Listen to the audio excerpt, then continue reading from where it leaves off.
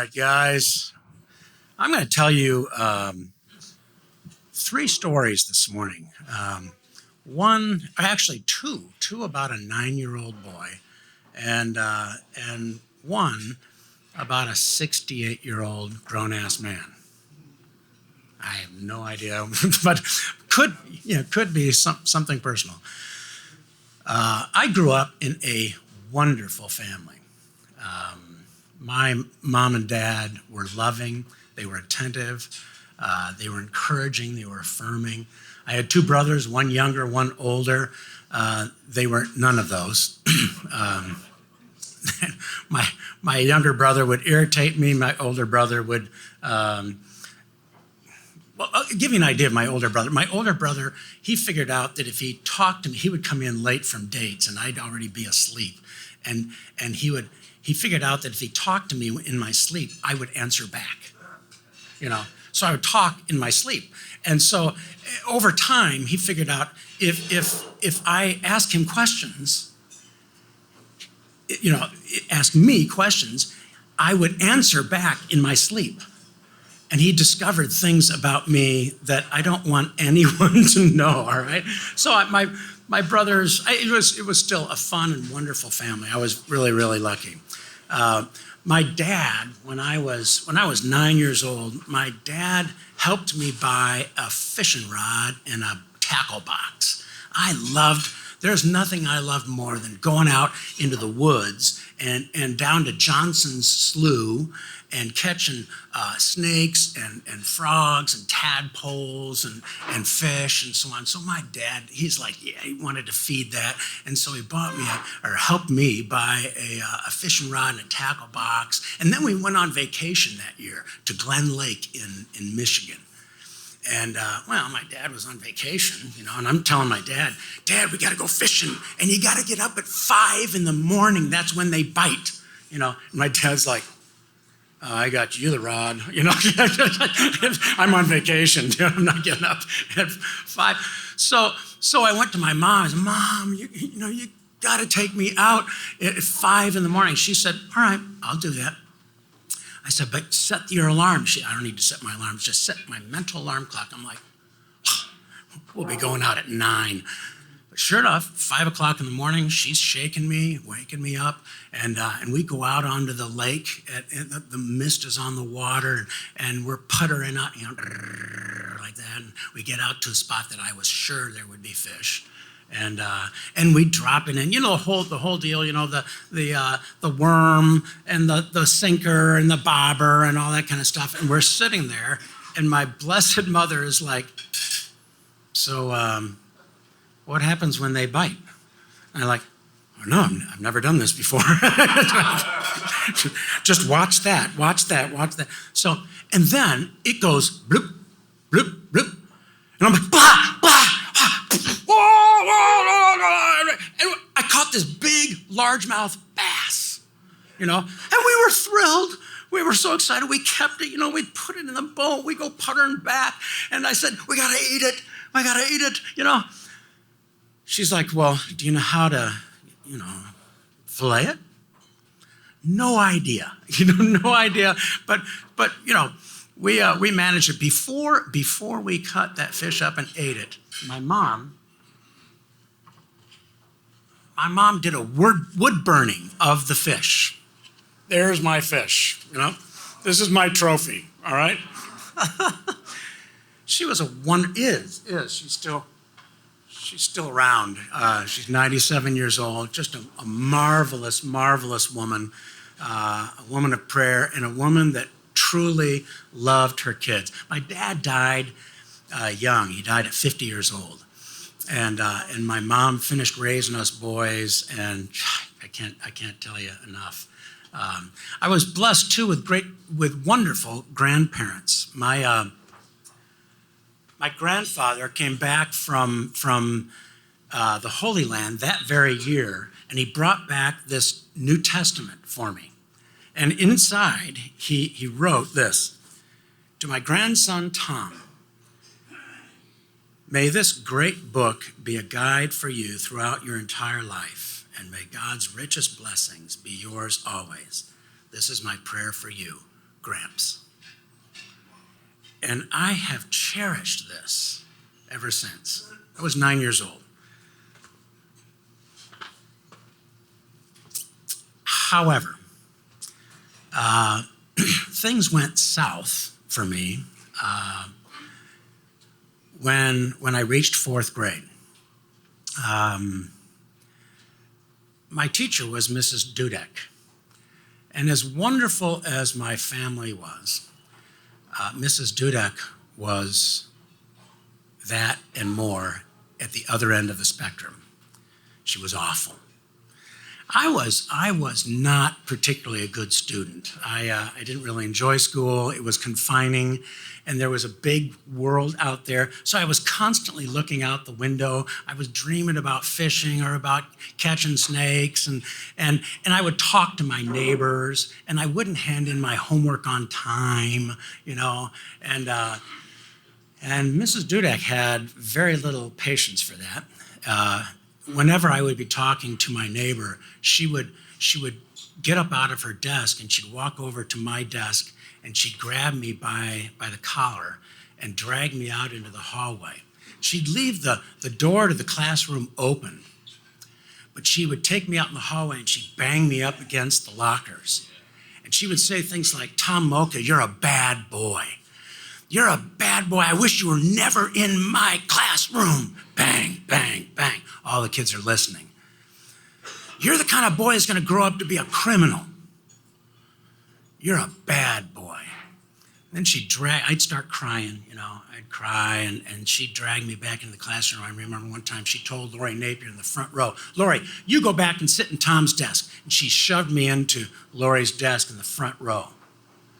And there I'm crying, you know, and she looks at the class, she goes, "Look, a crybaby." This happened multiple times. I ended up, there was a math assignment. I'm still not very good at math. Maybe this is why, but there was a math assignment, and it was a sheet like this, you know, with all these math problems on it, and we were supposed to take it home, answer I think it's like long division or something, I don't know what, and take it home, finish it, and bring it back the next day, right? I didn't do one of those. I just wrote across the top of the page and all the way down the right-hand side, "Mrs. Dudek is," and then every nasty, dirty word I can think of, right on down. And 2 days later, where I grew up and when I grew up, you would walk to school, you'd walk home at lunchtime, and Mom would have lunch for you. And then you'd walk back to school and then walk back at the end of the day. And so I walked home at lunchtime for lunch, no lunch on the table. My dad's car was in the driveway. I walk in the door and my mom says, "Young man, your father and I would like to see you in the living room." No one goes in the living room. I've got to be really in big trouble because no one goes in the living room. I go into the living room and my dad's sitting at a chair and he's tapping this piece of paper on his hand. And I get in and he says, "Sit down." I sit down. He goes, "What's the meaning of this?" Well, if you don't know the meaning of that, I'm not going to tell you. Holy cow. No, I looked at it and I immediately I start crying, because I'm a crybaby, right? And I told him the story of Mrs. Dudek. "My mom is a very nice, sweet woman until you mess with her kids." She was livid. The next morning, we went up. I did not go to the classroom first thing. We went straight into the principal's office. I had been to the principal's office before. I was fairly familiar with the principal, Mr. Boysen. Usually when in the principal's office, it was, "Well, hi, Tom, take your seat," So this particular time, I was with my mom, and she was red-faced, and she said, "You need to know what's going on." And she told the story of Mrs. Dudek. And I ended up seeing this, the school, kind of a roving psychologist that wandered around all the grade schools and so on, and tried to, fix my brain or whatever. But it was a very, very difficult year. The next year, I was in 5th grade, and I had a teacher who was different from Mrs. Dudek, much older. She was kind of hunched over. She had gray hair. It was always in a bun. She wore those kind of dresses, with the lace right tied up around the neck and lace doily kind of stuff on her sleeves. And she seemed all right, I guess, but I hated school. And I hated 5th grade. And so we were in 5th grade. We were big kids now. And so we had to do an extended assignment. And it was a big deal. It was a really big deal. It was a month-long assignment. And you had to do like 3 or 4 cards, 3x5 cards for every state of the union with important stuff on it. Things that every kid should know. The state flower of Massachusetts, and the state stone, right? The state flower, I still remember it. State flower of Tennessee, the iris.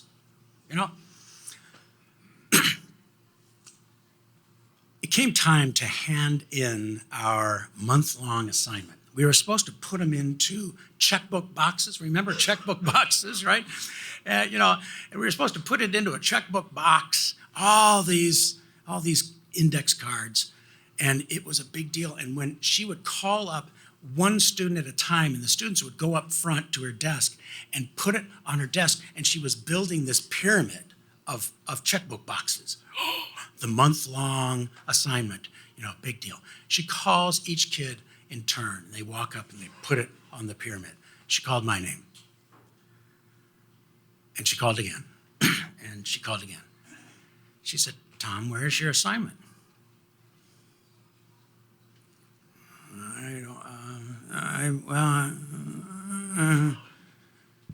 Tears start kind of welling up in my eyes. She says, "Tom, I'd like to see you in the hallway. Bernie, take over the classroom." And I'm like, here we go, So we walk out into the hallway. I'm like, oh man, I don't want to do this, First thing she does is she closes the door to the classroom. That was different. And then she walks me down the hall about 5, 6 steps. She takes my hand and she says, "Tom, where's your assignment?" And I straightened myself up and I said, "Well, Mrs. Pevasek, I was on my way to school this morning and I saw this beautiful leaf. And I put down my assignment and I picked up that leaf. And while I was looking at that leaf, a squirrel came and grabbed that assignment and went right up a tree." She let go of my hand. No, she took her other hand and held my hand with both hands. And she said, "Tom, that's not what happened, is it?" And then I started crying. And I said, no. She said, you haven't completed your assignment, have you? Have you started it? Then she said this, "You know what? That makes me sad. Because I think if you did your assignment, it would be the best in the class. So I'm going to give you an extra week. And if you work real hard for a week, I believe you can do what all the other kids, it took them a month to do, okay? So let's give it another week. You hand it in, we'll count it as if it's on time." Now I'm crying in earnest. She said, "I believe in you, Tom Moucka. You've got stuff inside you that has yet to be tapped, and when it is tapped, it's going to be marvelous, just like this assignment." So now I'm crying, and we kind of take a step or two toward the classroom, and then she says, wait. We walk further down the hallway, we get to the drinking fountain, those porcelain drinking fountains, really big things with two fountains, like that. And she said, hold on just a second. We can't have you go into the classroom crying.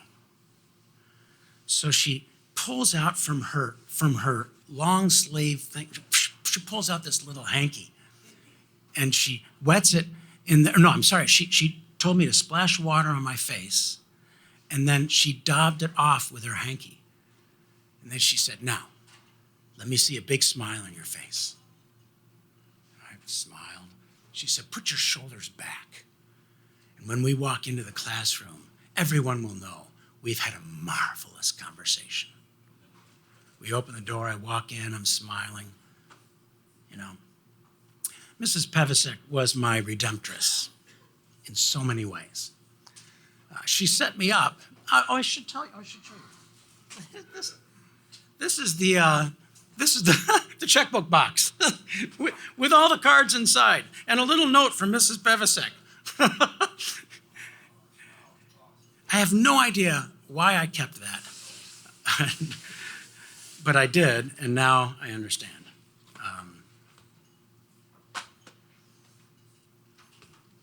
Mrs. Pevasek set me up to hear the gospel. 2 years later, I was at a Young Life camp. Actually, I was with my parents. Young Life's only for high school kids. Back then, it was only for high school kids. And my parents were guests of Young Life at Frontier Ranch in Colorado. And I got to go with them to the camp. And there I heard the gospel for the first time. We were church-going folk, good Presbyterians, but I was clueless.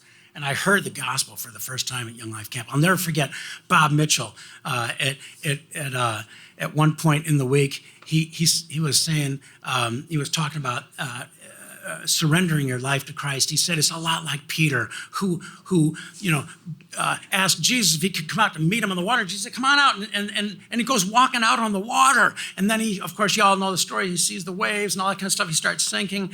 And he looks up to Jesus. And Bob Mitchell said, he said the simplest prayer in the Bible. He said, help, help. Jesus reaches down, pulls him up out of the water. And Bob said, do you need help? Do you need help? Is there something on your insides that needs help? All you need to do is cry out. Jesus will reach down and he'll help you. And so I received Christ as my Savior. I surrendered my life to Jesus that year. And when I came back, I was pumped. I was a new man in Christ. I came back and I bought this New Testament. You guys remember this version? The J.B. Phillips used to call it the cookbook version. Looks a lot like a cookbook. And I bought this, and I poured over it. I mean, I was a new man. Until stuff happened. And stuff happens, right? I mean, stuff happens. Big problems, little problems, relationship problems. I was a teenager problems, right? And when problems came my way, I had a voice in the back of my head that would say, you're a bad boy. You're good for nothing. I wish you were never in my class. You're the kind of boy that's going to grow up to be a criminal. You're a bad boy, Tom Moucka. And so I had this churning on my insides and a yearning for some kind of relief. When I was 11 years old, I found a stack of magazines in my older brother's closet. I stealthily slipped one at a time out of that stack of magazines, and I went into my own closet and I pored over those images in those magazines. I quickly learned to masturbate to those images. I had no idea that I was developing an appetite. And that appetite grew into a destructive habit. And that destructive habit stuck with me. I went in and out of porn use all the way through junior high, all the way through high school, all the way through college. I tried to quit innumerable times, but I couldn't. Every time I heard that voice, every time I had those feelings, you're a loser, Tom Moucka. You're a bad boy, Tom Moucka. Off to the porn I would go for comfort, for self-soothing, for escape, for a different identity where girls liked me. 3 years out of college, I got married. And I thought, I'm done with porn. Didn't take long. I was back at it. I felt a lot of guilt and a lot of shame. Mostly, I did a whole lot of lying and hiding. 3 years after I got married, I went back to school, and I eventually landed in seminary. And over time, I became a pastor. First I was on Young Life staff, and then I was a pastor. I was pastor for 30 years. And that whole time I was in the pastorate, I was in and out of porn use. And I felt a lot of guilt and a whole lot of shame. But mostly I did a lot of lying and hiding from everybody. It was my secret, and I would take it to the grave. After a long time in the pastorate, I went back to school again and eventually became a consultant to churches and faith-based organizations. I did that for 8 years. I thought it was going to be a great idea. I'm going to make more money. I'm going to travel around the United States. I'm going to, see the world, right? It was great, except for one thing. I was in hotel rooms 3-4 nights every week. And instead of going in and out of porn, I was on it every night in the hotel rooms. And on top of that, I started drifting down to hotel bars and drinking. I hadn't done a lot of drinking before that, but I figured it out pretty quickly. And with the drinking, went flirting with women. And you can guess where that led. Eventually, I invited a woman up to my room. And I often tell men in Samson Society, God in his great mercy saw to it that I was caught that very first time. My wife, who is a very good person, she was positively devastated. I was an adulterer, and I committed adultery, and she never in her wildest imagination would have guessed that. But I had been committing adultery with her from the first day we got married through porn. It took her a while, but she gathered herself together and got us into marriage counseling. We went to marriage counseling every week, sometimes twice a week, for over 2 years. And I did, unfortunately, what had become second nature by that time.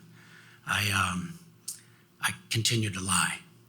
I told enough of the truth to make it look like I was telling the truth, but I never told the whole truth. And she knew. After 2 years of that, she finally gave up and divorced me.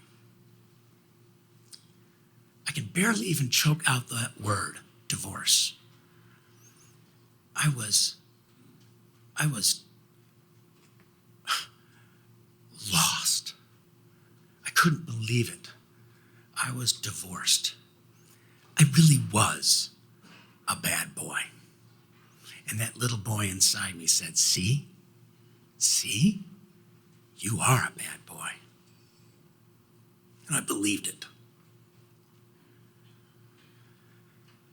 It was sometime after that, I was in my library late one night in the dark by myself, weeping.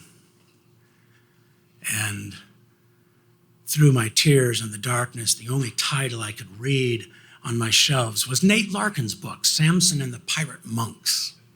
He had loaned it to me some years before, wanted me to review it because I was Mr. Big Pastor in the community. And I gave it kind of a cursory reading and handed it back to him and said, Nate, you're going to help a lot of men with that. Well done.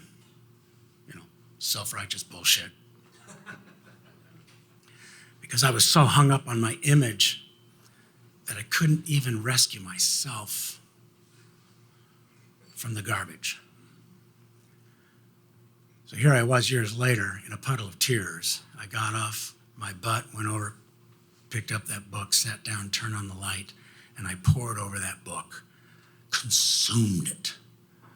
Finished at about 4:30 in the morning, put it down, and I determined in my heart I was going to get myself into a Samson Society meeting, and I didn't care who saw me. I had what we affectionately call the gift of desperation. So 3 days later, I went to my first Samson Society meeting, and there I told a little bit of my own truth, okay? But I went back, and I told some more. And I went back, and I went back, and I went back. I vividly remember I was driving home from Christ Community on a Monday night, and I had this wonderful ebullient light feeling in my whole being. And it dawned on me, wait a minute. I'm not hiding anymore. For the first time in my life, I'm not hiding. And it felt absolutely liberating.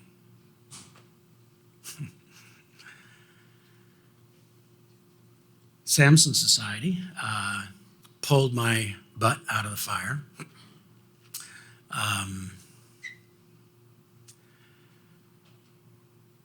And that little boy quieted down. Over time, it wasn't overnight, but over time, the little boy slowly stopped accusing me. And the little boy started receiving healing. You know, I used to look into the mirror, and I would see a face looking back at me. And I would see that face and say, fraud. Fraud. You're lying. You're a fraud.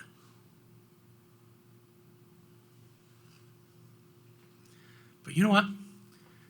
In the 5th chapter of James, James says in an epistle that if we confess our sins one to another, we'll be healed. We'll be healed. And men, and I mean it, men, because it's pretty unique to men, we don't do that.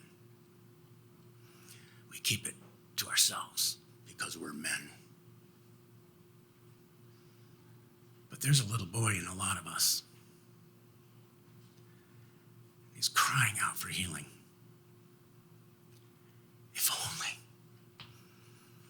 If only I could tell someone. If only there was someone I could tell and they wouldn't reject me.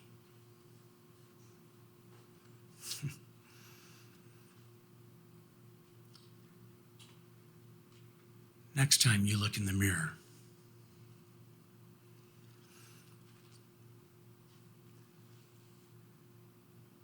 will you see a fraud? Or will you see a grown-ass man?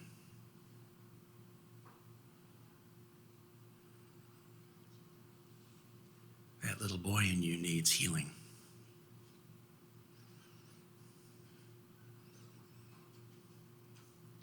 Confess your sins one to another, and you will be healed.